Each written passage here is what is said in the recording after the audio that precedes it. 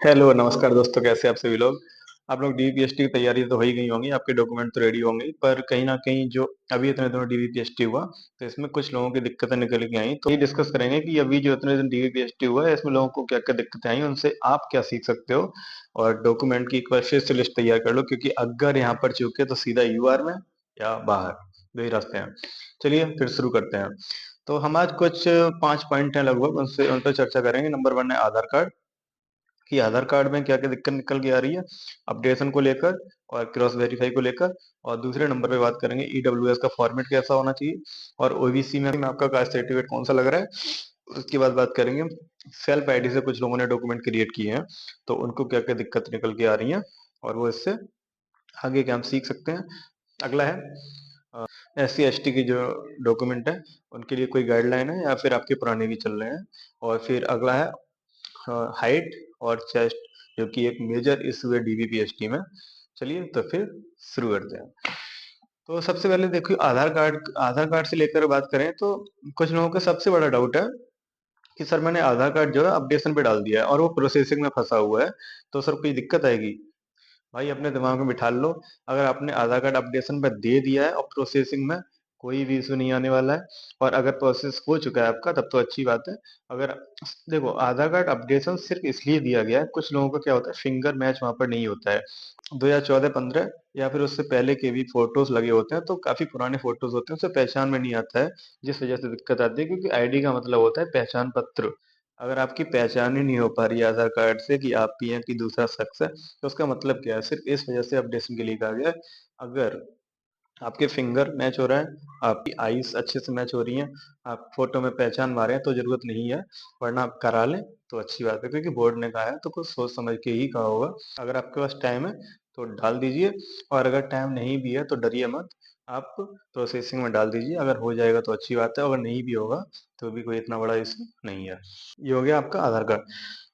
ये अब आधार कार्ड, और हाँ, क्रॉस वेरीफाई आधार कार्ड नहीं कर रहे हैं वो सिर्फ आप मैच कर रहे हैं आपकी डिटेल को फॉर्म में जो आपने डिटेल दी है उससे, बस।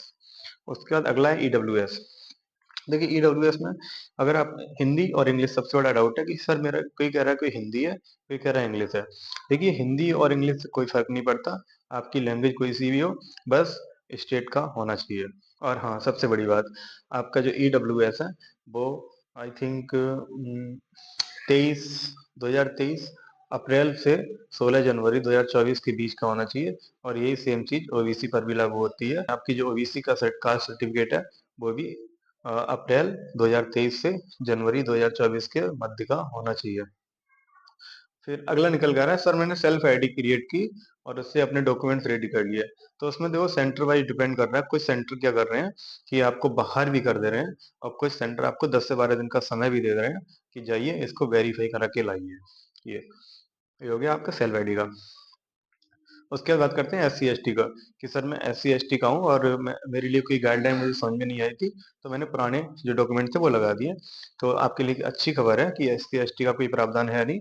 अगर आपके पुराने डॉक्यूमेंट्स भी हैं तब भी आप लोगों को अंदर ले लिया जा रहा है। पर अगर अगर हो सके तो नए बनवा लीजिए, फालतू की झिक झिक से बच जाएंगे। चलिए फिर अगला पॉइंट है, हाँ, एक बार आप समझ लीजिए पूरे सारे डॉक्यूमेंट आपको कौन कौन से ले जाने हैं डेली। आप लिस्ट बना लीजिए और चेक कर लीजिए। सबसे पहले 10th की ओरिजिनल मार्कशीट, 12th की ओरिजिनल मार्कशीट। यदि आपने ग्रेजुएशन की है और आपने ग्रेजुएशन वहाँ पे फॉर्म में फिल की है, तो ग्रेजुएशन की मार्कशीट भी लेके जानी है। ये हो गया। उसके बाद आधार कार्ड, डोमिसाइल, कास्ट सर्टिफिकेट, ये सब मैंडेटरी है, ओरिजिनल लेके जाने हैं और इनकी दो दो कॉपी लेके जानी है। प्लस प्लस जो फॉर्म आपने फिल किया था वो जो फोटो लगाया था आपने, सेम दो फोटो आपको लेके जाने हैं। ये हो गया। अगली बात करते हैं हाइट और चेस्ट को लेके। देखिए हाइट जो है आपकी दो तरीके से नापी जा रही है, आपके फट्टे वाले से भी नप रही है, प्लस आपकी डिजिटल मशीन से भी नप रही है। यदि आपको डाउट होता है फट्टे वाली में, सर मेरी हाइट तो 168 प्लस थी और फट्टे वाले में कम निकल रही है, तो आप वहाँ पर जो भी अधिकारी हैं उससे बात कर सकते हैं। और रिक्वेस्ट करिए कि सर मेरी डिजिटल मशीन से हाइट नापी जाए। तो अगर आपकी कुछ पॉइंट्स में कम होगी तो हो सकता है आपकी पूरी यहाँ पर कर दी जाए। देखिए और अगली है चेस्ट।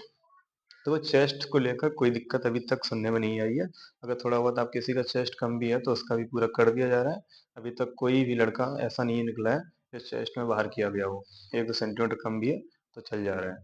मेन इशू है हाइट का, क्योंकि हाइट हमको दिखती है सबको। हाइट में कोई अधिकारी रिस्क नहीं लेता है, समझ रहे हो?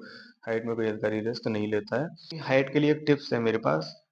अगर थोड़ी बहुत कम है तो उसके लिए काम करेगी, 0.5 कम है, अगर 0.3 0.2 कम है तो उसके लिए काम करेगी। आप खड़े होइए, आप खड़े होके मिरर के सामने खड़े हुई है, वहाँ पर मार्क कर लीजिए 168.1, 168.2, 168.3 ऐसा मार्क कर लीजिए और खड़े होने की एंगल तलाशिए कि किस एंगल पे खड़े होके हमारी हाइट जो है 168 के प्लस हो रही है। आप हल्की सी सांस ऊपर भरेंगे, बॉडी को ऊपर खींचेंगे तो हो सकता है आपकी हाइट 168 हो जाए। तो चेस्ट में तो देखो चल जाएगा, हाइट में यार नहीं चलता है। फिर भी आप कोशिश कर लीजिए, थोड़ा सांस ऊपर करके बॉडी को थोड़ा स्ट्रेट ऊपर खींच के आपकी हाइट आ सकती है। चलिए, ये हो गए सारे डॉक्यूमेंट और हाइट चेस्ट हो गया। और कोई जानकारी निकल के आती है तो वो भी आपके साथ साझा करेंगे। अगर आप नए हैं चैनल पर तो सब्सक्राइब करिए, वीडियो को लाइक करिए, कमेंट करिए। भर्ती से जुड़ी कोई अन्य अपडेट निकल के आएगी तो हम आपके साथ साझा जरूर करेंगे। चलिए, नमस्कार भाइयों, जय हिंद।